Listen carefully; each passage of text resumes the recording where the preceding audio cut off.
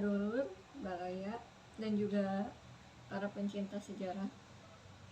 Bertemu lagi dengan saya, guru sejarah. Kali ini saya akan membahas mengenai konsep kronologi, diakronik, dan sinkronik dalam sejarah. Seperti apa? Mari kita bahas sama-sama. Baraya, kalian dalam hidup secara tidak sadar sudah mengalami konsep kronologis ini. Contohnya, baraya semua pasti pernah bersekolah. Baraya semua tidak mungkin langsung menjadi baraya yang sekarang. Misalnya dari bayi langsung jadi bekerja, atau jadi dewasa, atau jadi tua, atau jadi siswa SMK, atau jadi siswa SMA. Tidak kan? Tetapi baraya melalui tahapan-tahapan tertentu, ya. Yang pertama, baraya harus bayi dulu, kemudian setelah bayi balita, setelah balita remaja, setelah remaja barulah menjadi dewasa. Nah, itu adalah salah satu contoh kronologi. Contoh lain, ketika saya di kelas sebagai guru akan menyelenggarakan ulangan, saya menyuruh siswa untuk duduk menurut nomor absen. Nah, itu artinya saya sudah melakukan konsep kronologi, yaitu mengurutkan siswa berdasarkan nomor absennya. Nah, jadi apa sih konsep kronologi itu? Konsep kronologi adalah urutan. Dikaitkan dengan sejarah, kronologis adalah urutan waktu terjadinya suatu peristiwa sejarah. Peristiwa sejarah ini banyak kan, baraya. Oleh karena itu, dengan mengurutkan peristiwa sejarah berdasarkan waktu akan mempermudah kita mengingat peristiwa mana saja, peristiwa apa saja yang terjadi pada kurun waktu tertentu. Saya kasih contoh kronologi peristiwa sejarah dalam peristiwa kemerdekaan. 6 Agustus 1945, kota Hiroshima dibom oleh sekutu. 9 Agustus 1945, kota Nagasaki dibom oleh sekutu. 14 Agustus 1945, Jepang menyerah tanpa syarat kepada sekutu. 17 Agustus 1945, bangsa Indonesia memproklamasikan kemerdekaannya. Keempat peristiwa yang saya sebutkan tadi tidak bisa disebutkan hanya satu saja. Misalkan hanya menyebutkan 17 Agustus 1945, bangsa Indonesia memproklamasikan kemerdekaan Indonesia. Tidak bisa hanya satu peristiwa saja yang disebut, tetapi harus 4 peristiwa yang disebut. Karena dari peristiwa A, B, C, D itu adalah satu kesatuan peristiwa yang tidak bisa dipisahkan, baraya. Tidak bisa dipisahkan, ini satu kesatuan. Jadi di belakang peristiwa proklamasi ada peristiwa-peristiwa lain yang menyebabkan adanya peristiwa proklamasi. Itulah kronologis.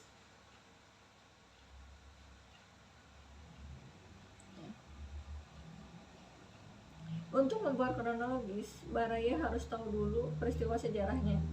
Kemudian baraya juga harus mengurutkan tanggal yang terkecil sampai tanggal yang terbesar. Kemudian tahun yang terkecil sampai tahun yang terbesar, dan bulan yang berurutan sesuai dengan urutan 12 bulan itu. Itu adalah salah satu kunci untuk membuat kronologis. Jadi supaya kita mudah mengingat peristiwa sejarah, maka para ahli sejarah membuat konsep kronologis untuk memudahkan kita mengingat peristiwa-peristiwa sejarah. Selanjutnya, kita akan bahas mengenai konsep diakronik. Dia artinya melintasi, kronos artinya waktu. Jadi diakronik itu melintasi waktu. Jadi bisa dikatakan bahwa diakronik adalah peristiwa yang berhubungan satu persatu dan tidak bisa berdiri sendiri atau muncul begitu saja. Contoh dalam Perang Padri yang terjadi tahun 1821 sampai 1837. Peristiwa yang penting yang terjadi perang antara kaum Padri dan kaum adat. Namun terjadi perdamaian antara keduanya tanggal 15 Juli 1825 yang mengharuskan tentara Belanda ditarik ke Jawa. Peristiwa kedua, pada tahun 1834, Belanda mengerahkan pasukan untuk menggempur pertahanan kaum Padri di Bonjol. Peristiwa yang ketiga, pada tanggal 25 Oktober 1837, Tuanku Imam Bonjol tertangkap dan diasingkan ke Minahasa hingga wafatnya. Mari kita bahas 3 peristiwa ini satu persatu. Di sini muncul hukum sebab akibat. Sebab terjadi perang antara kaum Padri dan kaum adat. Akibatnya, Tuanku Imam Bonjol tertangkap dan diasingkan ke Minahasa hingga wafatnya.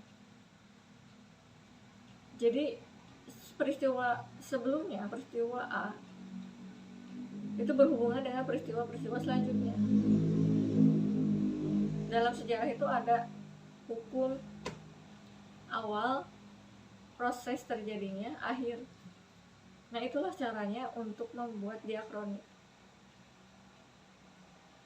Selanjutnya, kita akan membahas mengenai konsep sinkronik. Sinkronik berasal dari sin dan kronos, yang berarti waktu.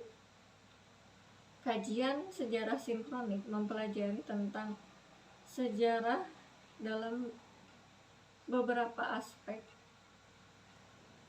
dalam masa atau kurun waktu tertentu secara lebih mendalam.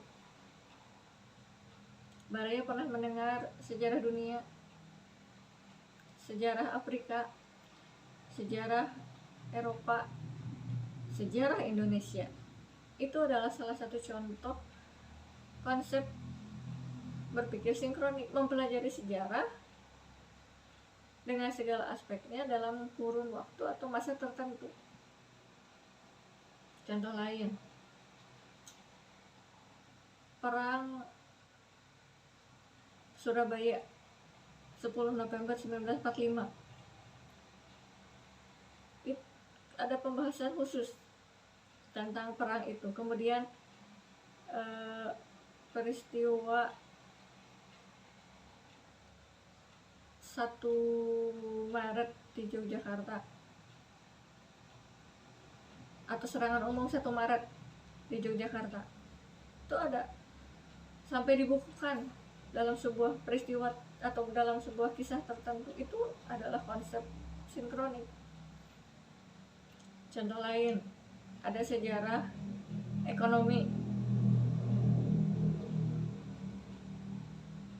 ada sejarah politik. Nah, itu adalah salah satu contoh mempelajari sejarah secara lebih mendalam dari berbagai aspek. Sejarah ekonomi mempelajari sejarah dari sudut pandang ekonomi. Sejarah politik mempelajari sejarah dari segi politik. Nah, itulah contoh sinkronik. Selanjutnya, kita akan membahas mengenai bagaimana sih penerapan konsep berpikir kronologis dan sinkronis dalam sejarah. Nah, jadi konsep berpikir kronologis dan sinkronis dalam sejarah mengajarkan kita supaya dapat berpikir secara runtut. Di zaman sekarang ini kita perlu berpikir secara runtut dan kritis, apalagi banyak berita hoax yang menimpa masyarakat kita yang mudah menyebar melalui media sosial. Sebagai bangsa yang cerdas, kita harus memilah-milih mana ya berita yang benar-benar terjadi atau malah hanya hoax semata.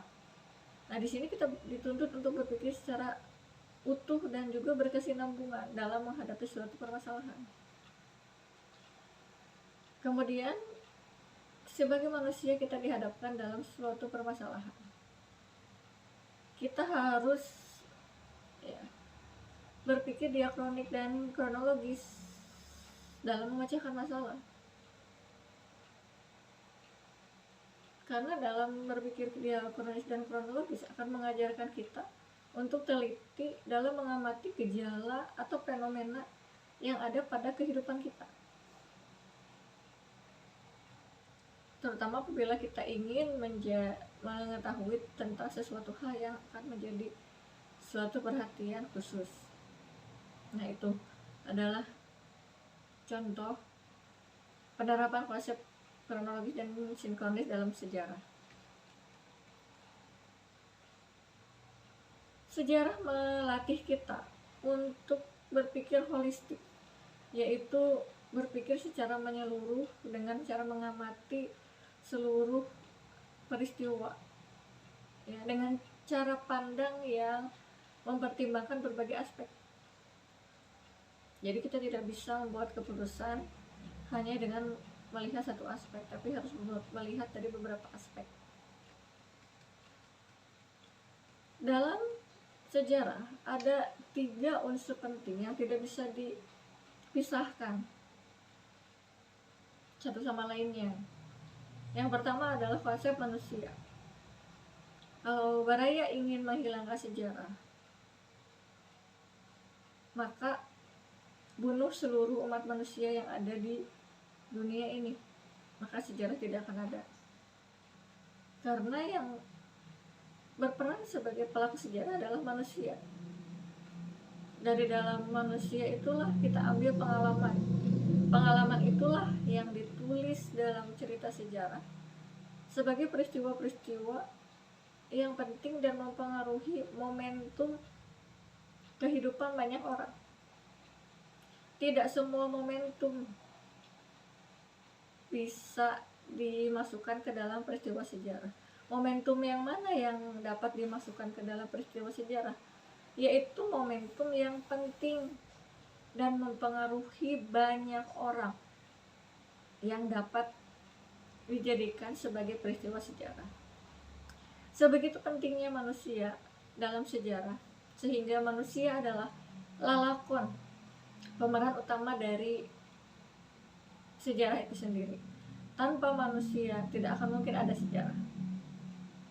Unsur yang kedua adalah ruang. Kita semua menempati ruang. Kita semua menempati tempat. Fungsi dari ruang ini adalah untuk menunjukkan di mana peristiwa sejarah itu terjadi. Artinya untuk memperjelas kejadian itu sejarah itu sendiri. Unsur yang ketiga adalah waktu. Unsur waktu ada 3, masa lalu, masa kini, dan masa yang akan datang. Dalam sejarah kita diajarkan untuk menjadi orang yang bijaksana, di mana kita belajar dari masa lalu supaya tidak mengulang kesalahan di masa depan. Dalam waktu akan dikenal dengan tanggal, bulan, dan tahun. Oleh karena itu, sejarah akan selalu berkaitan dengan tanggal, bulan, dan waktu, jam, hari. Itu adalah beberapa unsur yang tidak terpisah dari sejarah. Oleh karena itu, dalam sejarah selalu muncul pertanyaan, apa, siapa, kapan, apa yang terjadi, siapa pelaku sejarah, di mana tempat terjadinya peristiwa sejarah itu, dan kapan waktu terjadinya peristiwa sejarah itu. Itu adalah konsep manusia, ruang, dan waktu. Selanjutnya, kita akan membahas mengenai teori perubahan berkelanjutan dalam sejarah. Dalam hidup, kita akan selalu mengalami apa yang disebut dengan perubahan.